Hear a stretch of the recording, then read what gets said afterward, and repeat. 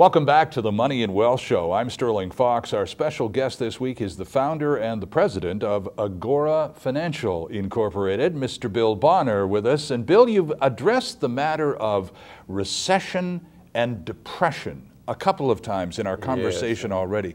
Are we in recession now? Are we verging on depression? Could you clarify that for us? Yeah, I should clarify because there's lots of confusion about these terms. These are technical terms used by economists, but they're really not very precise at all. People use them very loosely. Right. I think to fully understand what's going on, I think we have to get away from those terms because people, when they start talking about recession, they think about the recessions that we've had ever since World War II. We've had several, and they come and they go, and they're no big deal. But this is not like any of those recessions. This is not really a recession at all. I call it the Great Correction because what it is, it's a change. It's a fundamental change in direction. You could think of it this way. You think a recession is like somebody who gets a head cold. He gets sick, you know, and then he takes a couple of days off and then he's back at work. That's a recession. It's a pause. A temporary blip. Temporary blip in the regular course of his life. But a correction is like when he drops dead. You know, you need to do something altogether different. And now we have that situation. We have an economy that's run as far as it can run on credit expansion.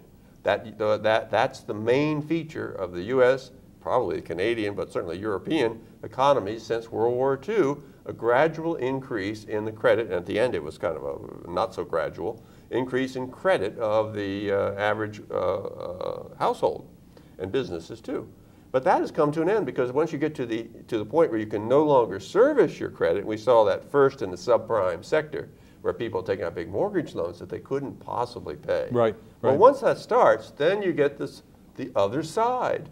You've had the upside, now it's time for the downside because now you have to pay off all of those loans that you had all along. You know, one way to look at it is when you're borrowing money, what you're really doing is borrowing from the future.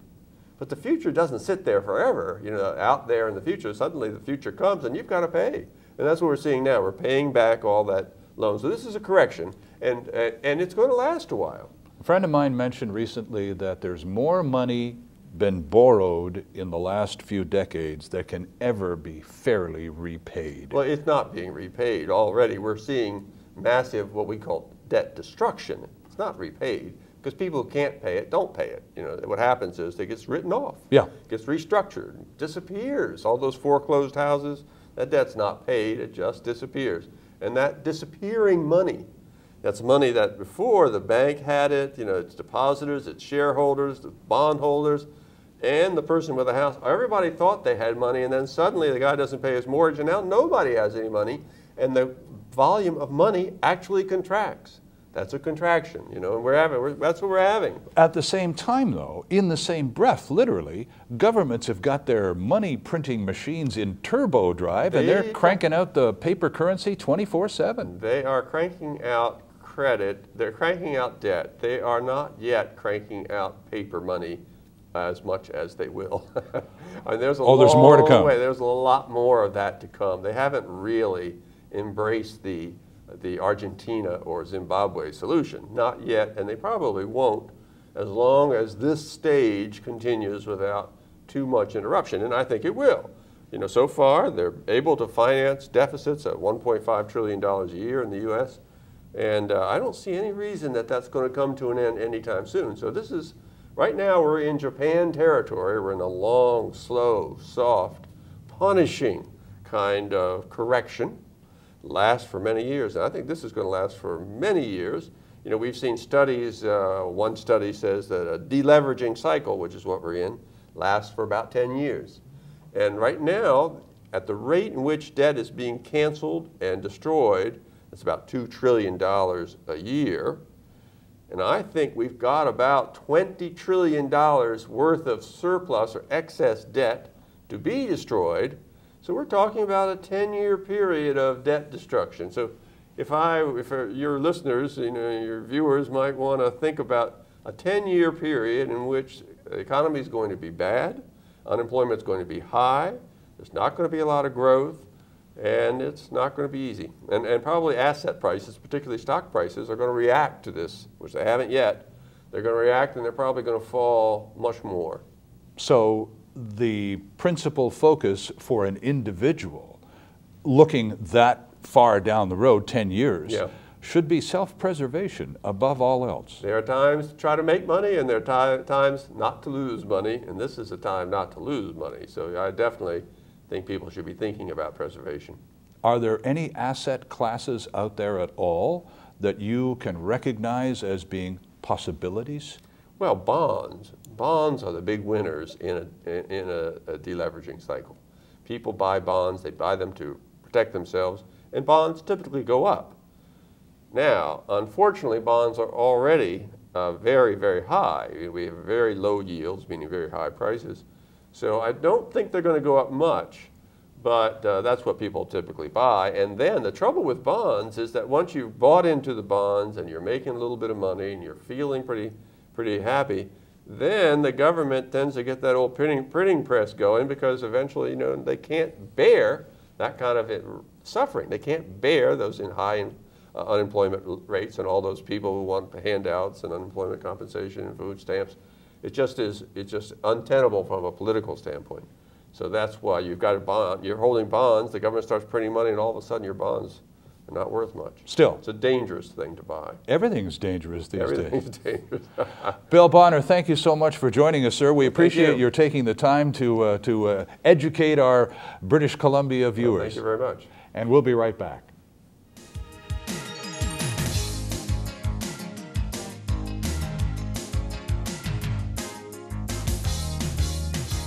Good afternoon. My name is Larry Ray. I'm the chairman and CEO of Molycorp Gold Corp. As the name states, we do have a deposit we're developing in British Columbia, which is a pure molybdenum deposit. But our focus these days is on magnesium in Nevada. Through serendipity, we discovered a large deposit of magnesium running about 10% with a high purity and consists of about 256 million tonnes at this time, 52 billion pounds. Our main emphasis is to move this project forward by beginning a drill program later this year in which we can increase the integrity of the resources into the indicated and inferred, as well as increase the resource itself.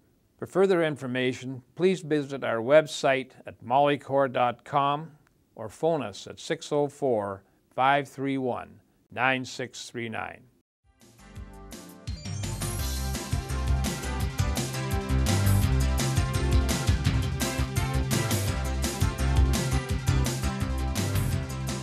Tax Tips with David Ingram. I just remembered a deduction that I should have claimed 7 years ago. Or I remember one I should have claimed 10 years ago. Canada's a wonderful country. In the States, you can only go back 3 years. But in Canada, you can go back, count them, 10 years if they owe you money. So if you find an RRSP receipt you forgot to claim, or you find something that you forgot to deduct on your tax return, maybe you bought a new car and you forgot to claim the expenses of the new car. You can go back right now 10 years. You can go back the current year and 9 more years and ask for a refund.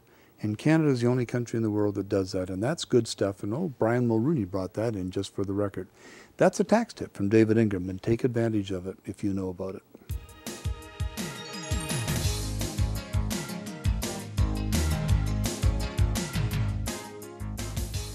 And that's our program for this week. Our thanks to David Ingram and to our special guest, Bill Bonner. And thank you for joining us. If you have some thoughts about today's show that you'd like to share with us, please send them along to comments@themoneyandwealthshow.com. I'm Sterling Fox. See you next time.